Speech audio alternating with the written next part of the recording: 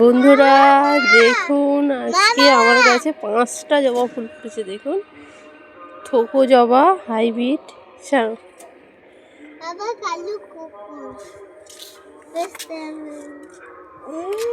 দেখুন, এই দেখুন কত কুঁড়ি এসছে। দেখুন আর কতগুলো ফুল, দেখুন গাছ ভর্তি হয়ে ফুল ফুটেছে। আপনাদের সাথে শেয়ার করে আমারও খুব ভালো লাগছে। আর এতগুলো ফুল আমার গাছে কোনোদিন ফোটেনি। এই 6 মাস হয়েছে গাছটা নিয়ে এসেছি। দেখুন কত ফুল হয়েছে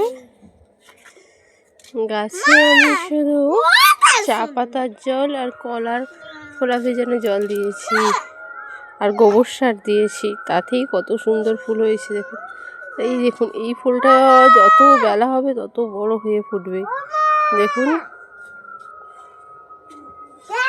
এই দেখুন কত কুঁড়ি হয়েছে।